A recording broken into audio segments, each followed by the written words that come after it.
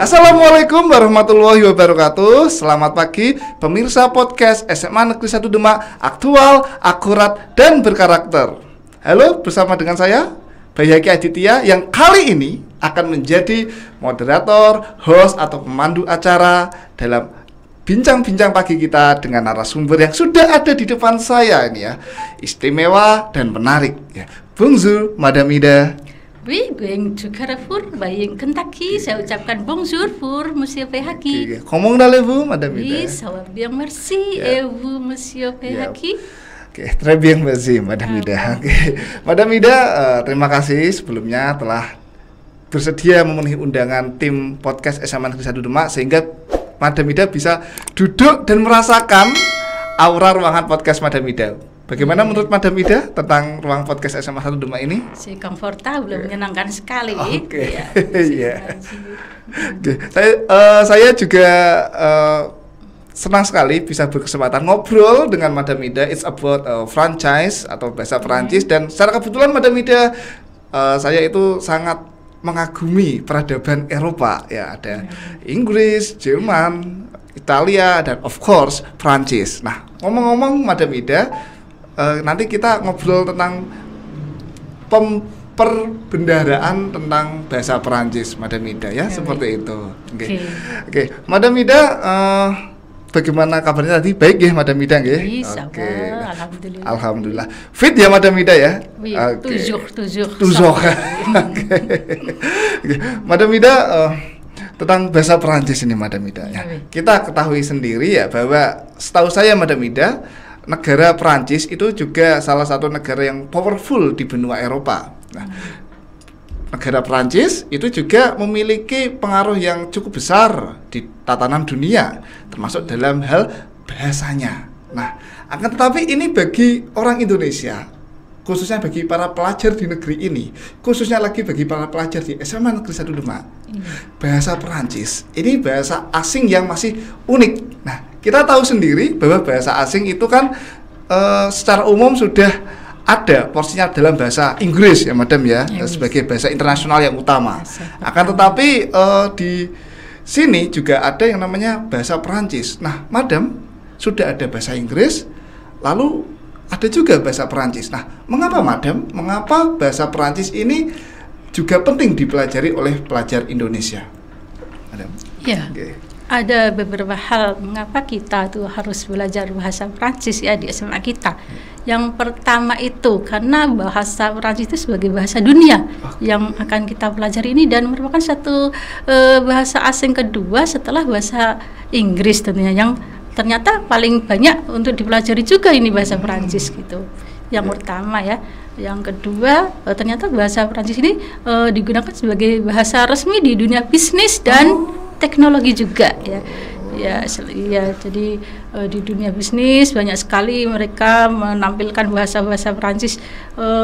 Nampak juga mereka dalam menunjukkan di internet itu ya, muncul bahasa Perancis itu sangat banyak digunakan. Ya, selain itu juga bahwasanya di dunia kerja, nah ini yang utamanya, dunia kerja ini sangat berulang sekali untuk mereka-mereka yang memiliki kompetensi bahasa Perancis ini. Jadi istilahnya ternyata banyak multinasional perusahaan sangat membutuhkan mereka-mereka yang memiliki kemampuan berbahasa Perancis. Iya. Dan ditawarkan dengan gaji tinggi itu. Jadi ini menarik ya. Jadi untuk para mahasiswa yang semester tinggi mengetahui hal ini, mereka semakin bersemangat untuk belajar gitu. Oh iya, betul. Kalau perusahaan-perusahaan internasional itu kalau merekrut pegawai baru itu bahasa Inggris sudah menjadi satu yang hak mutlak. Kalau bisa fasih bahasa Perancis itu punya value lebih ya, Mbak? Iya, itu nilai tambah bagus sekali, itu ada nilai plusnya itu ya. Oke, jadi bahasa Perancis juga saya dasar-dasarnya juga insya Allah ingat, Madam, seperti angka 1 sampai 10 ya misalnya, Madam ya. Un, deux, trois, quatre, cinq, six, seven, eight, nine, and dix.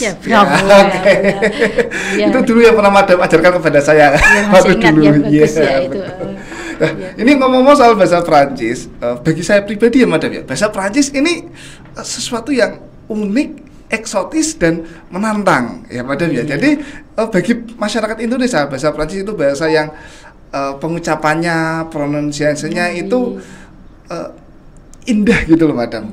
Kalau seperti catch you ya, kemudian Paris ternyata bacanya Paris ya. Paris. Marseille bacanya Marseille. Nah, seperti itu kan ada penyamaran katanya. Nah, ini unik sekali madam ya. Menurut saya ini unik. Nah, akan tetapi madam, seperti yang kita ketahui bahwa para pelajar di Indonesia itu bisa dikatakan ya secara awam ya madam ya, untuk mempelajari bahasa Perancis itu mereka agak kesulitan. Nah, apakah ini juga yang Madam Ida rasakan sebagai pendidik bahasa Perancis? Tantangan terbesarnya apa Madam selain menggugah para siswa itu untuk ayolah kenali bahasa Perancis? Nah, tantangan besarnya apa Madam? Ya, itu jelas tantangan saya sebagai pengajar bahasa Perancis, apalagi bahasa Perancis di SMA kita kan itu sebagai bahasa pemula ya. Di bangku SMA baru mereka dapatkan. Sewaktu di TK SD kan mereka belum pernah dapatkan kan. Sementara mereka selama ini belajar dengan bahasa Inggris sudah mahir gitu, katakan mahir kosakatanya, mungkin pronunciation-nya. Tapi dalam bahasa Perancis ini merupakan suatu hal yang asing didengar, dan itu bahasa apa sih kok sulit sekali. Mereka berpikiran bahwa itu sulit, c'est difficile pour les élèves. Iya. Jadi tapi untuk saya sebagai pengajar, bagaimana untuk merangsang mereka, memberikan motivasi agar bahasa ini disenangi oleh siswa saya di SMA Negeri Tercinta ini. Awal-awal saya pembelajaran tidak langsung masuk ke materi tentunya. Iya, saya tidak langsung menuju ke tata bahasanya, grammarnya, tetapi saya selalu menuju arah bagaimana memperkenalkan budaya Prancis dulu. Nah, ini sangat menarik, c'est intéressant. Jadi awalnya saya masuk, coba anak-anak apa yang kalian ketahui tentang negara Prancis? Wah, mereka langsung bersaut-sautan. Saya langsung madam, kalau saya madam. Ya, apa masih ingat, coba kamu jawab apa yang menarik di negara Prancis itu? Budayanya dan juga infrastrukturnya, Menara Eiffel, kota-kotanya, ada Paris, Marseille, Lyon, Nantes, the football, sepak bolanya, kemudian nama-nama karakter orangnya itu unik madam, ada Oliver, kemudian Zidane, ada Griezmann dan lain sebagainya. Nah, untuk siswa yang memang sudah klik, sudah sinkronisasi dengan peradaban Eropa, sama seperti saya masih sangat tertarik madam. Iya, jelas itu interesting ya. Jadi langsung mereka saya kasih stimulus, siapa tahu Presiden Prancis ya, langsung mereka tahu Emmanuel Macron, selesai. Ya, Menara Eiffel itu nomor 1, mereka saut-sautan nomor 1. Seperti kalau Indonesia Candi Borobudur, itu sudah icon gitu ya madam ya. Budaya itu ya. Jadi awalnya saya itu selain memberikan rangsangan tentang budaya, saya melalui lagu juga, Chant de la chanson, c'est intéressant. Chant de la chanson. Jadi untuk memasuki materi misalnya, materi satu tentang kehidupan sehari-hari, saya itu memberikan lagu yang sekiranya liriknya sama seperti di Indonesia, tapi saya buat lirik itu Perancis. Misalnya, misalnya itu bisa seperti itu madam ya? Iya, ada satu contoh nih lagunya itu ya, namanya itu Seroyer, ya voilà. Après, voilà. Je me réveille, puis je prends la douche. Après la douche, n'oublie pas brosser les dents. Ya, seperti itu. Bangun tidurku terus mandi. Voilà. Dengan lirik itu, mereka itu akan, ternyata ini bisa digunakan untuk belajar bahasa Perancis dengan lirik di Indonesia itu. Salah satunya dengan Chant de la chanson. Setelah itu juga puisi la poème, ya puisi dengan puisi juga. Selain itu dengan memperkenalkan film-film Perancis yang menarik ya. Film-film Perancis. Pernah dengar Ratatouille tidak itu ya? Ratatouille yang tikus yang ada di dapur hotel atau restoran itu ya? Iya, itu le film Francais. Itu Prancis. Saya tahu malah Asterix et Obelix madam. Asterix et Obelix. Obelix ya itu. Untuk memperkenalkan yaitu melalui itu. Jadi kita sering juga baca komik Bang Desine sih untuk mereka lebih memperkenalkan bahasa Perancis. Baru masuk ke tahapan materi. Selama kita memberi materi juga disisipi dengan budaya-budaya. Jadi kita tetap berpegang, tidak akan putus dengan budaya kita, tidak akan melalaikan gitu ya. Hanya kita sekedar untuk lintas budaya, mengetahui gitu. Berarti ada sinkronisasi budaya sambil mengenal budaya Perancis gitu Iya, ya. kan tahu budaya mereka seperti apa gitu yang bisa diterapkan kita, atau kita harus tahu tentang mereka kebiasaan seperti apa gitu. Oke.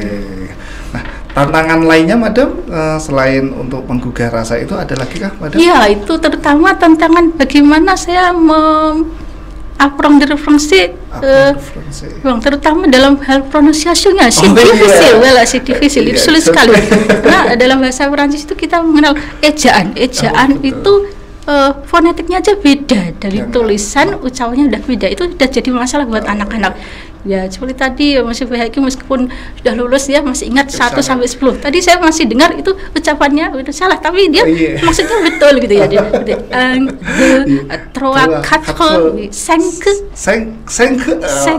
Ada cengkoknya ya? Iya, ada tekanan belakang. 5, 6, 7, 8, 9, 10. Jadi disitulah kelemahan siswa yang selama ini saya amati mengenai pronunciation, terutama itu nomor 1 ya selama ini. Tapi masih itu diapresiasi ya Madam ya, kalau mereka masih berusaha untuk saya berusaha untuk ayo dilatih terus dilatih. Tapi lama-kelamaan nanti enak Madam, ternyata didengar tuh enak, kita itu seperti beda dan punya saya bisa gitu loh Madam. Jadi kalau di dalam kelas, apalagi ini kalau enaknya sih pada waktu luring ya. Ini yang jadi masalah sekarang pada masa daring ini. Gimana ini saya caranya untuk mengajarkan pronunciasi yang di depan anak-anak melalui daring. Jadi saya sudah berusaha, coba anak-anak tirukan, répétez, écoutez madame, ya bonjour, mereka menirukan gitu. Coba kameranya dinyalakan semuanya, coba kamu ucapkan misalnya kamu Rian, bonjour, ya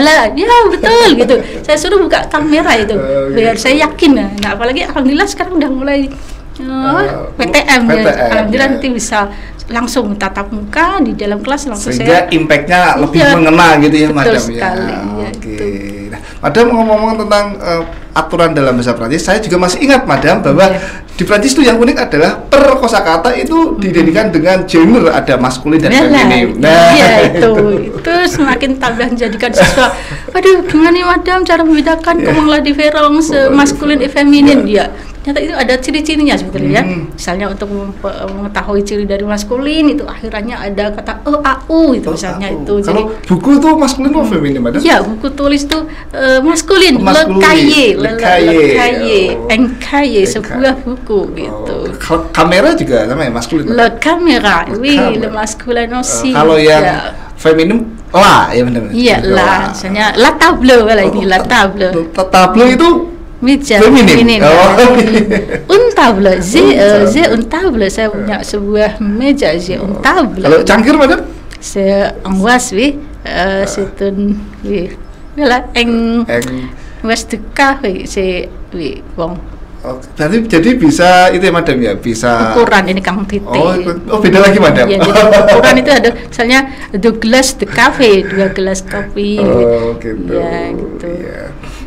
Oke Madam ya. Jadi ini sebenarnya kalau kita mau mendalaminya secara pelan-pelan tanpa ada pressure itu malah enjoy ya Madam ya, sangat enjoy sekali. Nah, tapi Madam menurut Madam pribadi dari sudut pandangnya Madam Ida, apakah kemungkinan bisa kedepannya itu bahasa Perancis itu seurgen bahasa Inggris bagi masyarakat Indonesia Madam?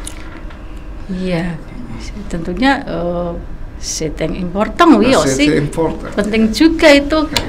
Kalau orang beranggapan itu paradigma bahwa bahasa Perancis itu tidak terlalu urgen. Iya, itu salah besar itu. Mungkin mereka yang berpikir itu orang yang tidak mengenal dengan perkembangan dunia. Betul, tidak visioner ya Madam. Iya, tidak tahu seperti apa sekarang kondisi dunia sekarang. Nah, kita tahu, pernah lihat enggak kemarin itu waktu Olimpiade di Tokyo 2021 kemarin ya. Nah itu saya masih menyimpan videonya itu. Kenapa? Saya menarik sekali di situ. Itu bisa untuk merangsang membuat siswa saya di SMA tertarik. Kenapa tertarik? Ternyata dalam penyampaian medali emas itu, itu bahasa pengantarnya itu menggunakan bahasa Perancis. Itu saya sangat salut sekali. Wah ini bisa saya sampaikan ini ke siswa saya, ternyata bahasa Perancis itu sebagai bahasa pengantar untuk memberikan medali emas itu.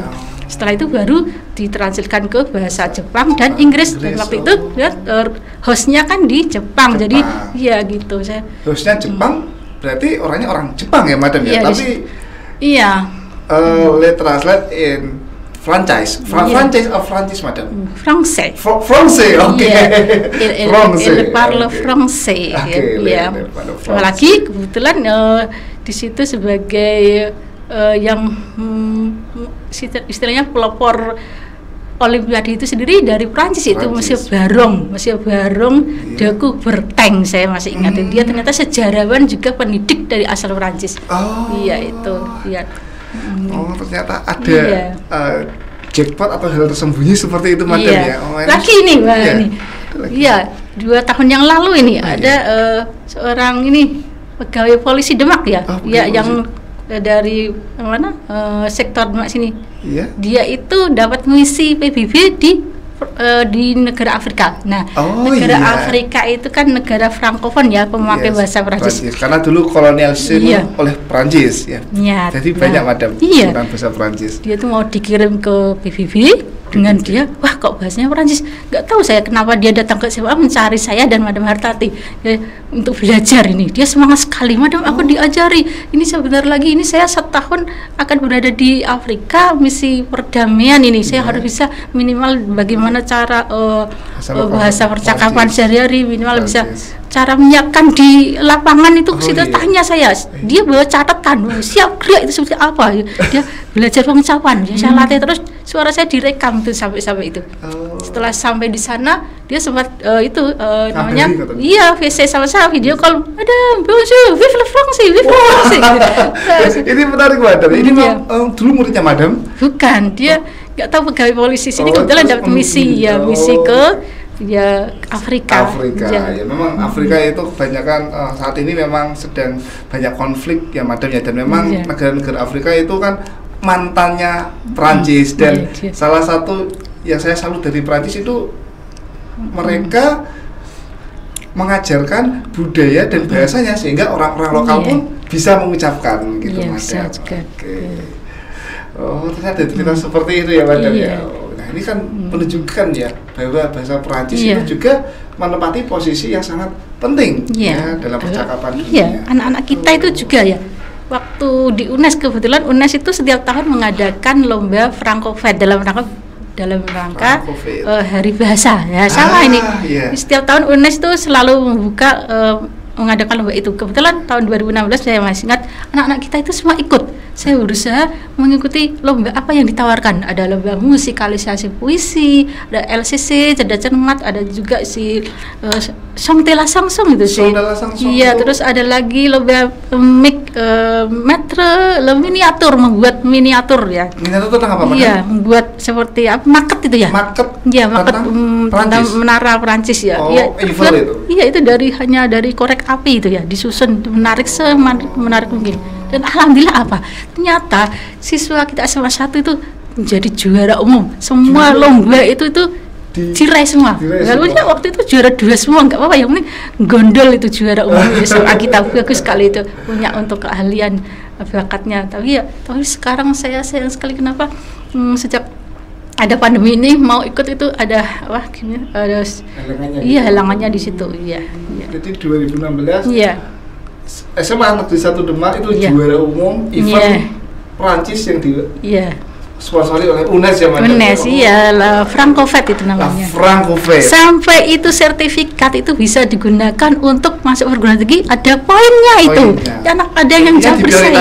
Kalau mau masuk Prancis gitu Mas. Gini, intinya dia memiliki sertifikat untuk ada nilai plus. Kalau kita masuk SMA 1 kan anak punya juara misalnya. Ada poin.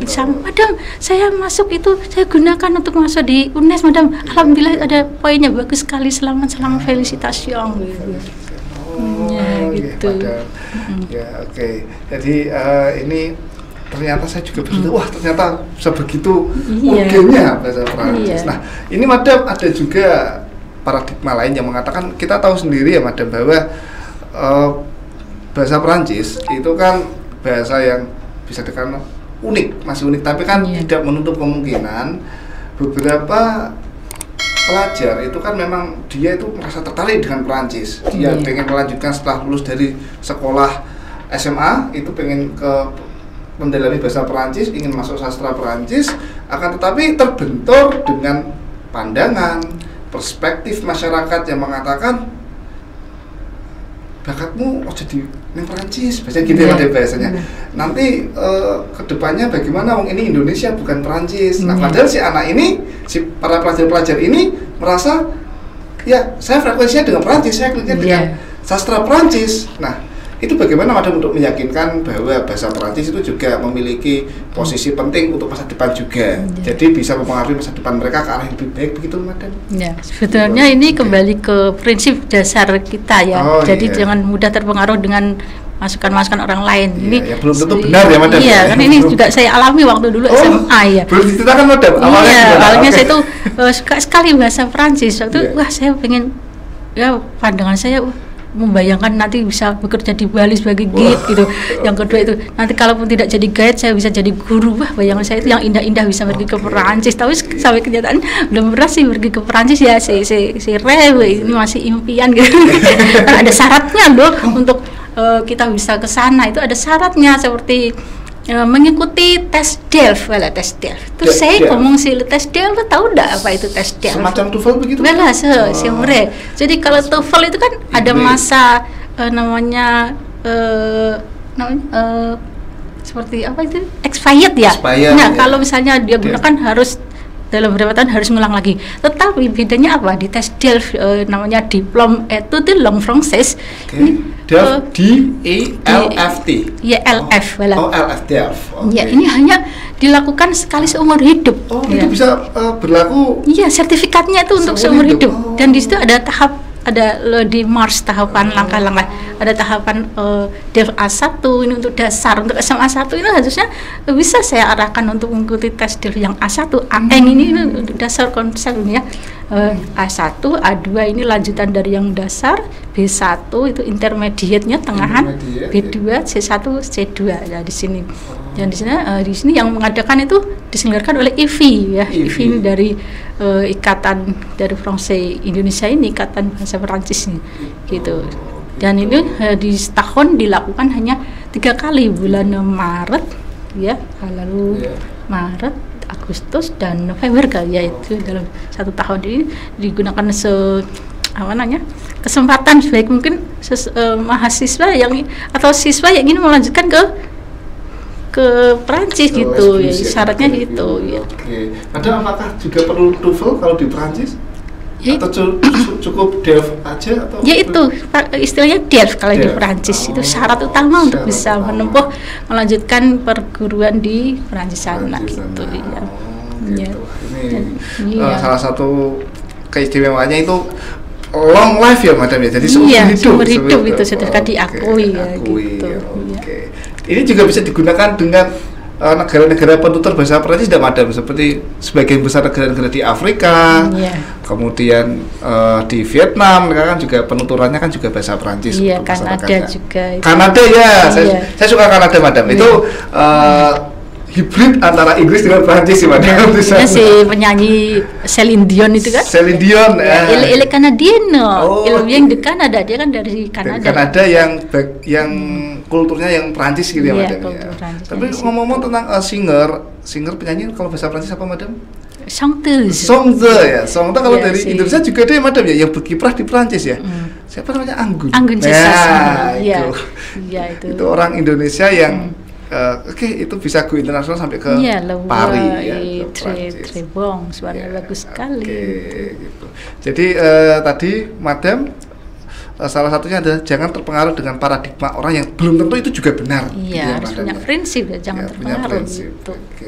Gitu ya. Untuk masa depan kita ya. Betul. Seperti apa yang tadi Madam katakan bahwa kedepannya bahasa Perancis itu juga penting karena itu sudah mulai merambah ke sektor apa madam? Bisnis, teknologi, semua aspek kehidupan di bidang perhotelan, kedokteran, di bidang transportasi, perbankan, bahkan itu ya, kosmetik itu dari bidang kosmetik. L'Oreal, madam. L'Oreal atau apa itu? L'Oreal. Oke. Jadi yang saya tangkap di sini bahwa semakin banyak individu itu bisa menguasai beberapa bahasa asing, itu akan meningkatkan value dirinya, nilai dirinya ya madam ya. Oke, seperti itu. Oke, Madam Ida, terima kasih telah bincang-bincang. Oh ya Madam Ida, sebelum itu adakah pesan yang ingin Madam Ida sampaikan untuk pemirsa podcast SMA 1 Demak tentang ayolah pentingnya bahasa Perancis dan untuk mempelajarinya. Madam, monggo silakan madam kamera. Bahwasanya untuk anak-anak SMA 1, kalaupun kita menguasai semua bahasa, pasti kita akan bisa menguasai dunia. Itu madam. Yang pertama itu. Jadi ne pas peur ne soyez pas timide pour apprendre le français. Jadi jangan takut, jangan malu untuk belajar bahasa Perancis ya. Jadi kita tetap berlatih, eksersis, essayez selalu mencoba berpraktik le français bien, untuk berbicara dengan bahasa Perancis yang baik gitu, dengan berlatih terus gitu ya. Ya ini sebagai tantangan kalian ya gitu. Oke ya, jadi seperti itu ya pemirsa podcast SMA Negeri 1 Demak, bahwa bahasa Perancis juga memiliki kedudukan yang sangat penting dalam perbahasaan internasional. Dan ketika para pemirsa SMA Negeri 1 Demak podcastnya ini mempelajari dengan bahasa Perancis, maka akan bisa menambah value diri kalian untuk masa depan kalian nanti. Iya, semakin kita banyak menguasai bahasa asing, semakin kita bisa memperkenalkan budaya kita juga kepada khalayak di kancah internasional. Betul sekali madam ya. Oke, baik, terima kasih madam. Saya sangat senang bisa mengobrol dengan Madam Ida tentang pentingnya bahasa Perancis untuk masa depan madam ya. Untuk mungkin event-event selanjutnya kalau ada yang berhubungan dengan Perancis, Madam Ida nanti kalau diundang lagi bisa nggak madam? Plaisir dengan senang hati. Mengapa tidak? Madam Ida, versi Madam Ida, nanti kita jumpa pada kesempatan selanjutnya ya. Oke, baik pemirsa podcast 1 Demak, aktual dan berkarakter. Seperti itu kita ngobrol-ngobrolnya dengan Madam Ida tadi. Intinya adalah pelajari bahasa Perancis dengan baik, sabar, dan nanti ketika kalian akan melangkah ke selanjutnya dengan penguasaan kalian dalam bahasa Perancis, bahasa Inggris yes, bahasa Indonesia fasih, bahasa lokal juga kalian bisa, maka akan meningkatkan kualitas diri kalian di masyarakat ya. Seperti itu, kita jumpa pada kesempatan selanjutnya. Wabillahi taufik wal hidayah. Wassalamualaikum warahmatullahi wabarakatuh. Merci. Oke.